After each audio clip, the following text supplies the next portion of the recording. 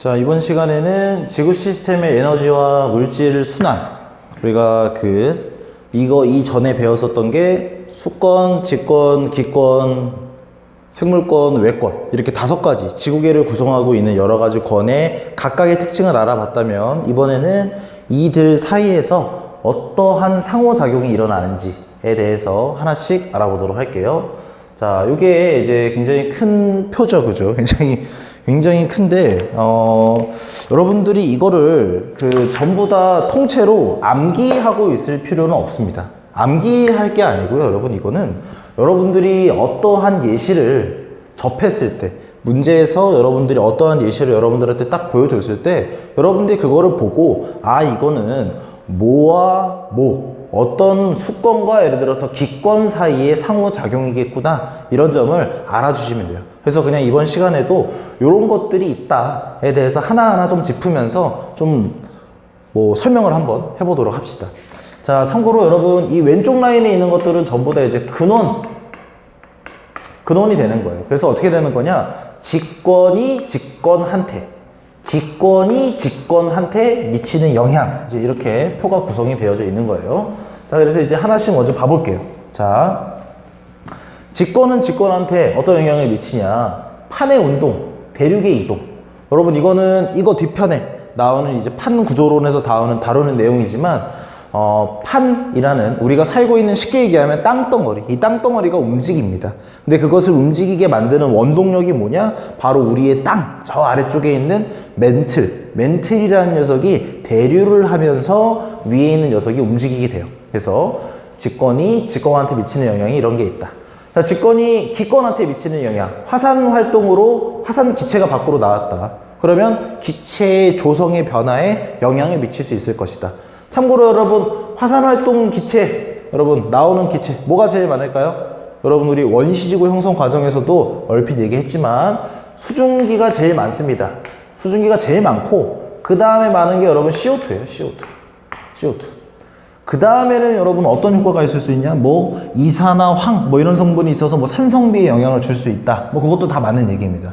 그리고 추가로 하나를 더 얘기하자면은, 여기서 이제 화산 활동으로 화산재가 이렇게 많이 나와요. 화산재가 이렇게 많이 나오면은 그 녀석 때문에 햇빛이 차단되는 그런 효과도 생길 수 있어요. 그 다음에 이제 오른쪽에 가면은 직권이 수권한테 미치는 거, 지진, 해일. 우리가 더 잘 알고 있는 말이 쓰나미죠, 쓰나미. 이거는 뭐냐, 여러분? 땅 속에, 이렇게 있다라고 한다면, 우리가 이제 여기 살고 있는 거고, 여기가 이제 바다입니다, 바다. 바다면은 요 아래쪽, 바다의 밑바닥에서 지진이 일어나는 거예요.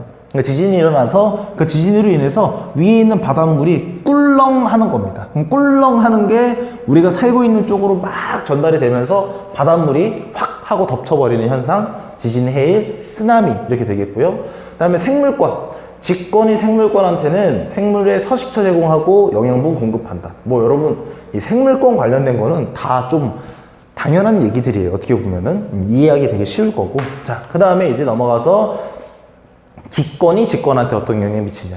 자, 기권은 풍화, 침식, 운반, 퇴적 작용을 해준다. 무슨 말이냐? 깎아내기도 하고요. 침식, 쌓이기도 하고, 운반, 옮겨주기도 하고, 퇴적시켜주기도 한다. 그래서 기권이 이런 영향을 미치고.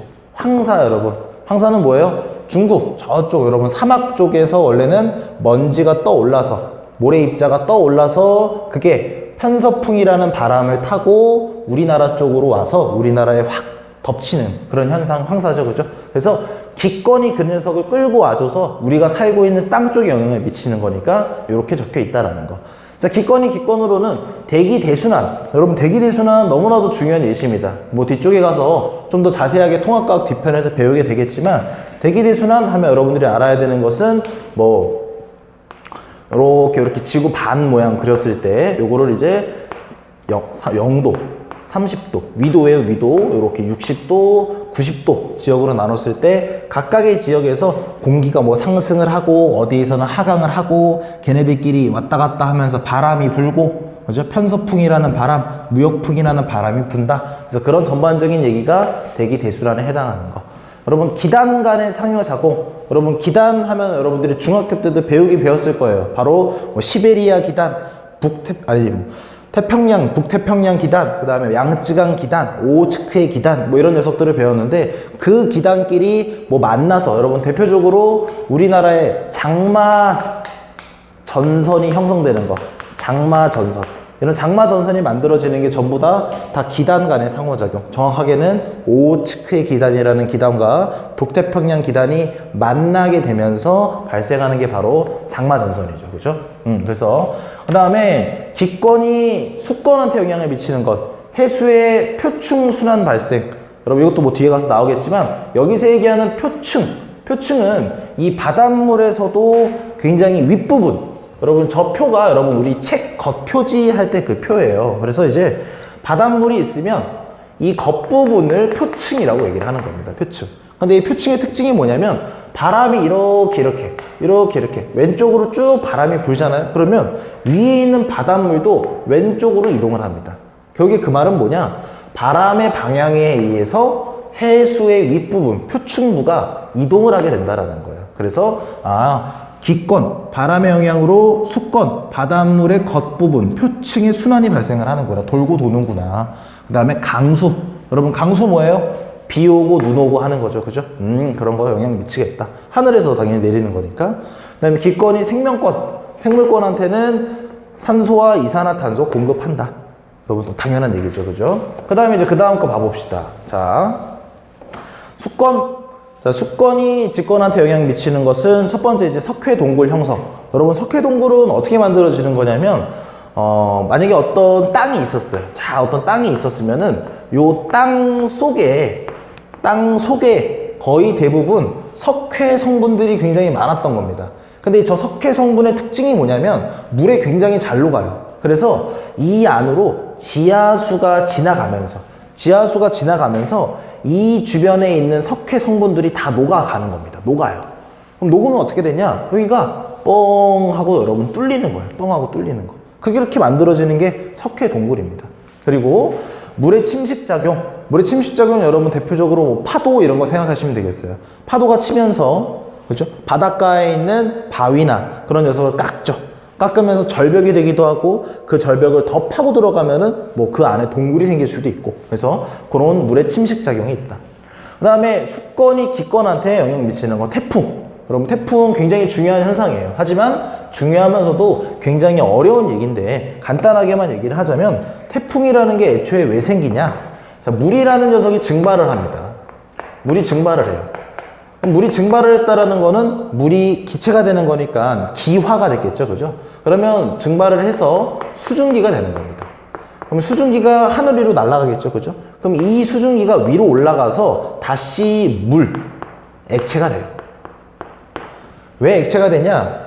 위가 추우니까 그렇게 구름이 생기는 거죠. 그죠? 근데 그렇게 되는데 수증기가 물이 되면서 여러분 기체가 아무래도 액체가 되는 상태다 보니까 반대로 에너지를 방출합니다. 다시 얘기하면 액체가 기체가 되는 거는 분자 사이의 거리가 멀어지는 거기 때문에 에너지를 흡수해야 되는 상황인데 반대로 분자 사이의 거리가 멀었던 기체가 상대적으로 분자 사이의 거리가 가까워지기 위해서는 가지고 있던 에너지를 줄여야 돼요. 토해내야 됩니다. 그래서 에너지가 밖으로 방출되게 되는데 이 에너지가 바로 태풍을 발생시키는 원동력이 돼요. 그래서 우리가 뭐 이 에너지를 뭐 응결열, 뭐 다른 말로 잠열, 뭐 이런 식으로 표현을 하는데 그냥 그런 내용까지 알기보다는 수권이 기권한테 영향을 미치는 게 바로 대표적으로 태풍이 있구나라는 거 알아주시면 되겠고 그 다음에 여러분 해수의 혼합입니다. 수권이에요. 그럼 바닷물끼리 서로 섞인다는 거죠. 그죠? 여러분 해수도 종류가 여러 가지가 있는데 걔네들끼리 섞는 게 뭐 이런 영향을 미친다. 자, 수권이 생물권, 수중생물의 서식처 제공. 너무 당연한 말 아니에요. 물고기들 뭐 살게 해준다 뭐 이런 얘기인데 너무 쉬운 얘기예요. 그 다음에 생물권이 직권에 영향을 미친다. 여러분 어떻게 보면은 뭐 생명과학 1에서 주로 다루는 얘기긴 하고 통합과학 뒷편에서도 나오는 얘기이기도 하지만 이 생물이 어떠한 직권, 기권, 수권이라는 거대한 자연에 미치는 영향은 굉장히 미비해요. 그렇게 크지 않습니다. 하지만 인간이라는 생명체가 좀 독특해서 좀 영향력을 세게 행사하는 경우도 있지만 반대로 자연이 우리한테 미치는 영향이 훨씬 더 커요. 생물권에. 하지만 영향을 미치긴 미치니까 한번 살펴봅시다. 자, 생물권이 직권에 영향 미치는 건 석회암과 화석연료 생성. 여러분, 석회암은 석회 성분이 말 그대로 땅속에 깊숙이 계속해서 차곡차곡 퇴적이 되면서 만들어지는 돌입니다. 근데 이제 이런 것들이 뭐 조개 껍데기나 그런 거에 그런 성분들이 굉장히 많이 있어요. 그래서 그러면서 나와 있는 거고, 화석연료 생성. 여러분, 화석연료 뭐예요? 바로 여러분 막 말은 들어봤을 거예요. 뭐 석탄은 식물이 묻힌 거고, 그죠?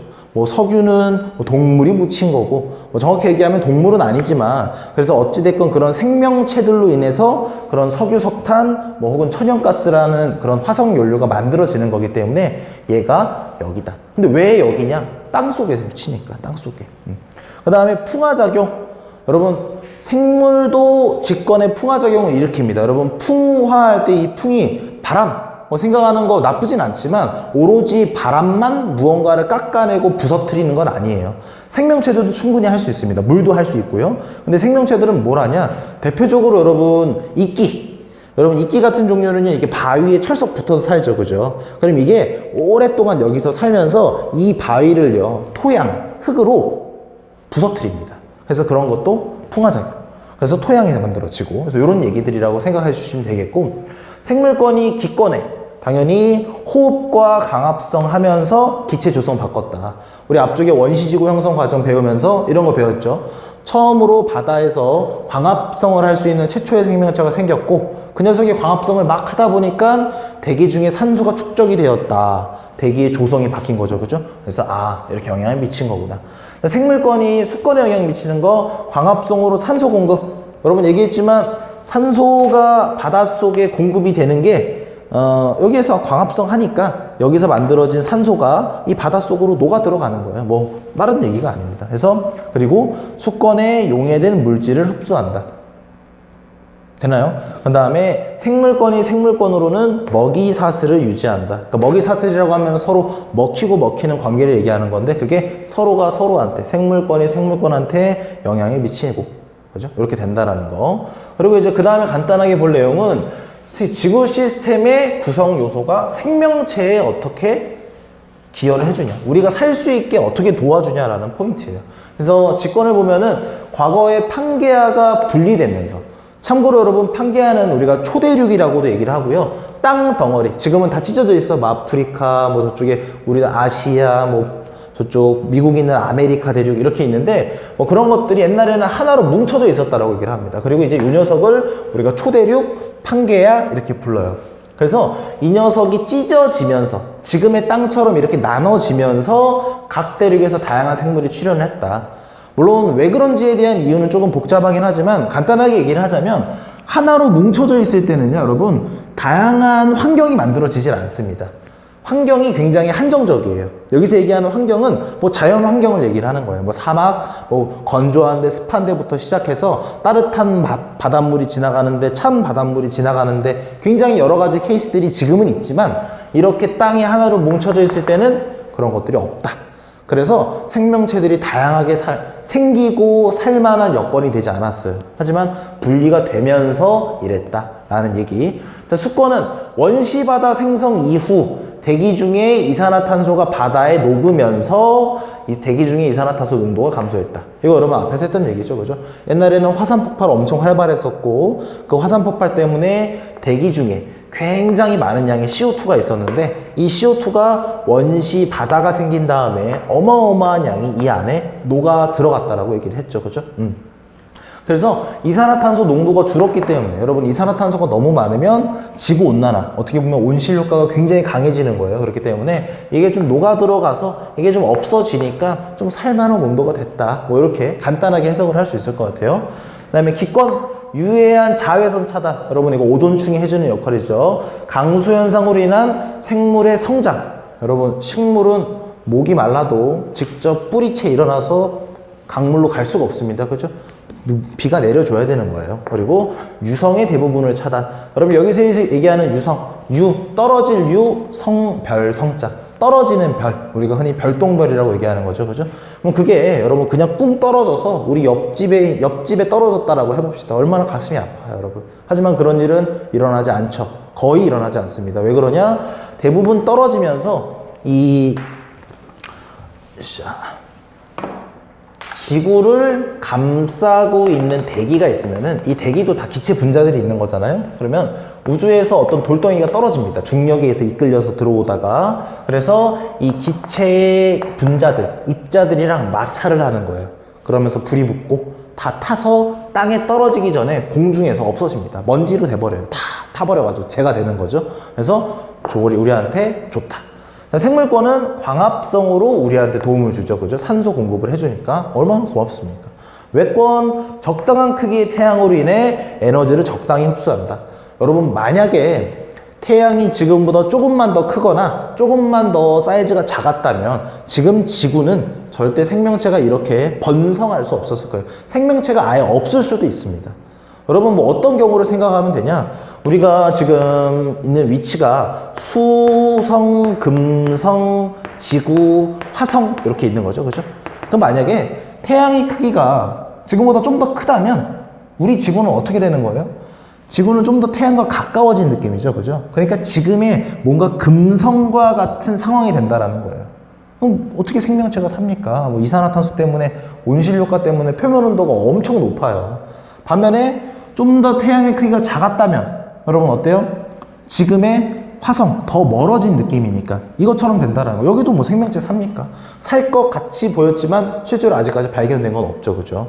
그래서 이런 얘기들이 있다라는 얘기입니다. 그래서 여러분들 우리가 앞에 상호작용 뭐 이런 내용 우리가 살펴봤는데 이런 내용은 절대 통으로 암기하는 게 아니에요. 암기하는 게 아니고 여러분들이 다양한 예시를 익혀보고 학교에서 학교 선생님이 혹은 뭐 다른 여러분들이 개인적으로 푸는 문제집이나 아니면 여러 곳에서 여러 가지 예시들이 나올 거예요. 예시는 너무나도 다양합니다. 그래서 여러분들이 그 예시를 접해서 이 예시는 읽어보니까 내가 살펴보니까 여기서 여기로 영향 미치는 거겠구나. 그리고 보니까 그게 맞네. 이런 식으로 연습을 많이 하시길 바랍니다. 알겠죠? 그죠?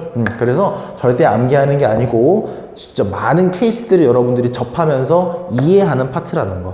되죠? 오늘도 굉장히 고생하셨어요.